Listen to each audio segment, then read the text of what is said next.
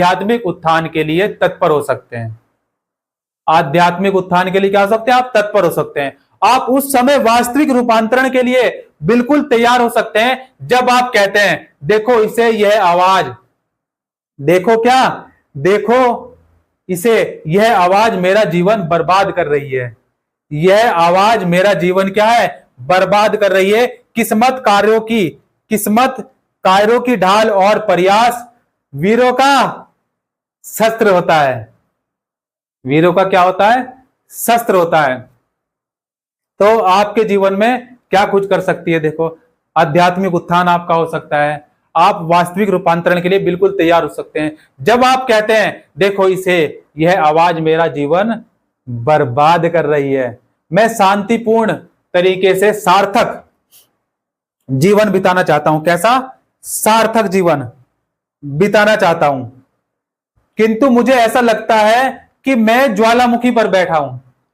ठीक है ना? देखो, मैं अपना जीवन सार्थकता पूर्वक बिताना चाहता हूं, लेकिन मुझे ऐसा लगता है क्या कि मैं ज्वालामुखी पर बैठा हूं। किसी भी क्षण यह सनक में आकर काम बंद कर सकती है और चल रहे क्रियाकलापों के साथ इसका मतभेद हो सकता है।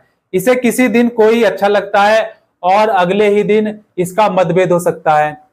इसे किसी दिन कोई अच्छा लगता है और अगले ही दिन क्या होगा? यह उसके हर काम में खोट निकालने लगती है। मेरा जीवन सिर्फ इसलिए अस्त व्यस्त हो गया है कि यह आवाज हर बात का बतंगड़ बना देती है। ये जो आवाज आती है ना, जीवन सिर्फ इसलिए अस्त व्यस्त हो गया क्या कि आवाज हर बात का बतंगड़ बना देती है। देखो, व्यस्त रहो, यह पृथ्वी पर सबसे सस्ती दवा है। व्यस्त रहो, यह पृथ्वी पर क्या है? सबसे सस्ती दवा है और सबसे अच्छी दवाओं में से एक है। सबसे अच्छी दवाओं में से एक है। व्यस्त रहने से देखो क्या होता है? व्यस्त रहने से व्यक्ति के आधे दुख दूर हो जाते हैं, क्योंकि उसको सोचने का समय नहीं मिलता। वो व्यस्त रहेगा तो काम करता रहेगा, है ना? क्लियर हुई बात? किसी भी क्षण ये सनक में आकर क्या हो सकता है? बंद कर सकता है, सारा तामझाम बंद। अब देखो, एक बार यह बात आपको समझ में आ गई और आपने अपने इस साथी का समर्थन करना छोड़ दिया। एक बार अगर बच्चे ये बात आपको समझ में आ गई ना कि हम एक नहीं दो हैं,